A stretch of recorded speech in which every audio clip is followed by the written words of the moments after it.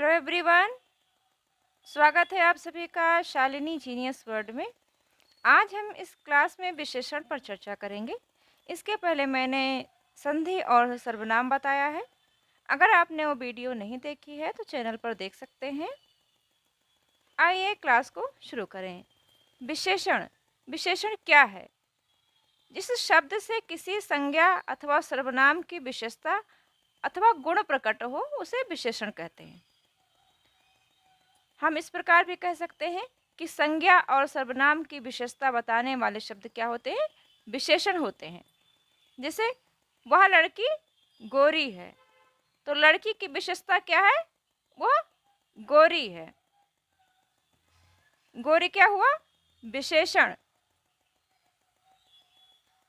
अगर हम इस शब्द से, इस वाक्य से गोरी हटा देंगे तो लड़की में कोई विशेषता नहीं रह जाएगी।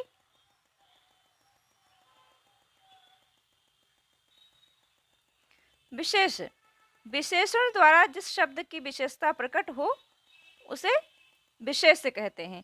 यानी विशेषण जिसकी विशेषता बताते हैं उसे विशेष्य कहते हैं। विशेषण के भेद। विशेषण मुख्यतः 4 प्रकार के होते हैं: गुणवाचक, संख्यावाचक, परिमाणवाचक, सार्वनामिक या संकेतवाचक।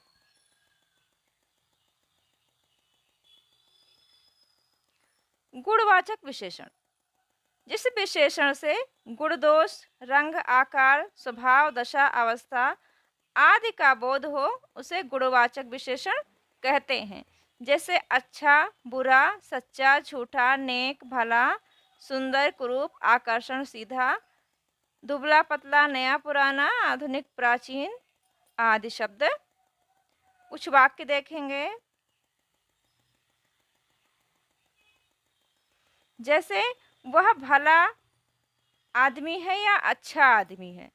भला आदमी है या अच्छा आदमी है, तो ये गुणबोधक विशेषण है, क्योंकि आदमी की विशेषता बताई जा रही है कि वह भला है या अच्छा है।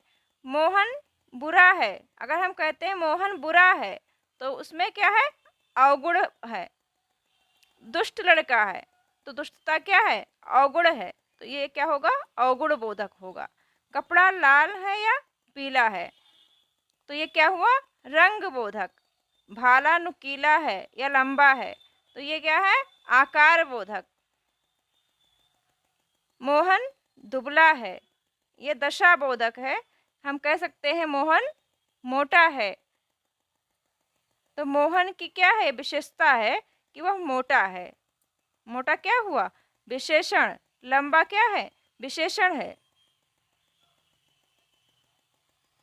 परिमाणवाचक विशेषण जो विशेषण वस्तु के परिमाण या मात्रा यानी कि नाप तौल या माप का बोध कराएं उसे परिमाणवाचक विशेषण कहते हैं।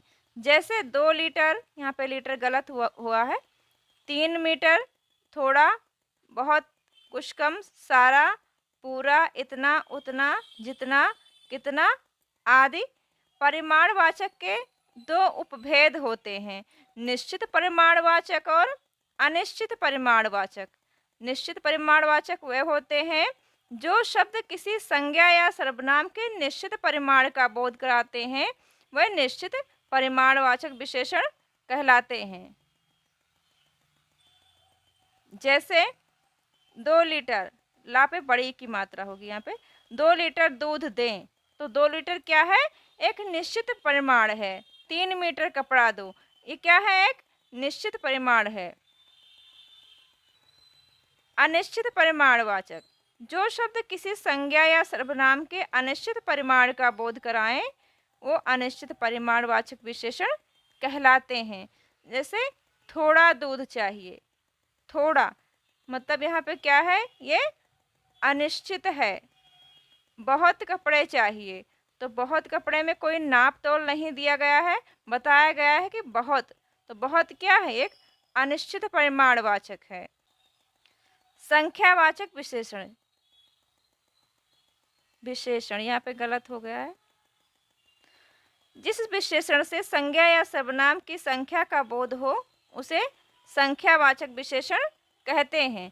जैसे 2, 4, पहला, चौथा, दोहरा, चौगुना, आधा, पाव, कुछ, सैकड़ों, असंख्य। इनके भी दो उपभेद होते हैं, निश्चित संख्यावाचक और अनिश्चित संख्यावाचक। निश्चित संख्यावाचक जैसे 4 लड़के आ रहे हैं, तो इसमें संख्या निश्चित है कि वो 4 हैं। अनिश्चित संख्यावाचक कुछ लड़के आ रहे हैं, तो यहाँ पे संख्या नहीं दी गई है, कहा गया है कुछ लड़के आ रहे हैं, उसमें पता नहीं है कि कितने हैं, तो ये क्या है, अनिश्चित है। सर्वनामिक विशेषण, जो सर्वनाम विशेषण के रूप में प्रयुक्त हो उसे सर्वनामिक विशेषण कहते हैं। जैसे यह, वह, कौन, क्या, कोई, कुछ आदि। उपयुक्त शब्द सर्वनाम और विशेषण दोनों हैं। यदि ये क्रिया के पहले प्रयुक्त हो तो सर्वनाम और संज्ञा के पहले प्रयुक्त हो तो सर्वनामिक विशेषण। जैसे यह देखो, तो क्रिया से पहले सर्वनाम क्या है, यह है। यह फूल देखो, संज्ञा के पहले सर्वनाम विशेषण है।